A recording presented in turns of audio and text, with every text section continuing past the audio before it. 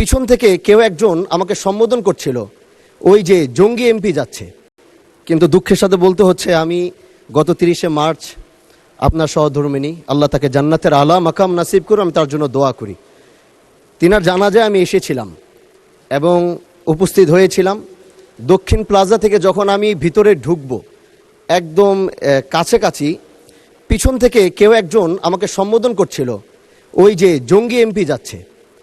তো এই বিষয়টা আসলে এইভাবে আসতো না। তো একটু পর থেকে সোশ্যাল মিডিয়াতে দেখলাম যে এই বিষয়ে খুব লেখালেখি এবং এই ভিডিওটা নিয়ে খুব আলোচনা চলছে, যেটি জাতীয় সংসদের একজন রানিং এমপিকে সংসদের কাছে যখন জঙ্গি বলে সম্বোধন করা হয়, আর এটার জন্যে এই সংসদের মান ক্ষুণ্ণ হয়েছে আমি মনে করছি।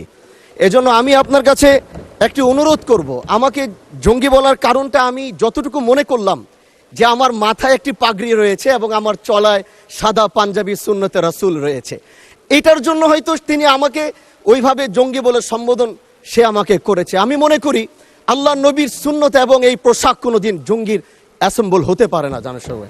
এই জন্য আমি আপনার কাছে একটি অনুরোধ করতে চাই, মাননীয় স্পিকার, আপনি সিসি ফুটেজ যেটি রয়েছে, আপনি যদি মাননীয় স্বরাষ্ট্রমন্ত্রী এবং সংসদের সার্জেন্ট অ্যাট আর্মসকে যদি আপনি একটু অনুরোধ করবেন বা তাদেরকে একটু নির্দেশ দিবেন যে কারা এই কাজটি করেছে।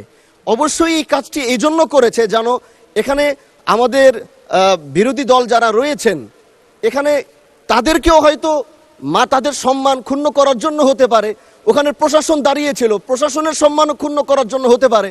এই জন্য আমি চাচ্ছিলাম একটি সঠিক তদন্ত যদি আপনার মাধ্যমে নির্দেশনা আসতো, তাহলে এই বিষয়টি ক্লিয়ার হতো। ধন্যবাদ। মাননীয় সদস্য, বিষয়টি অবশ্যই অত্যন্ত দুঃখজনক। আমি আপনাকে অনুরোধ জানাবো, বিশেষ অধিকার প্রশ্নে আপনি এ ব্যাপারে একটি নোটিশ দেন, বিষয়টি আমরা বিবেচনা করব। বিশেষ ধন্যবাদ।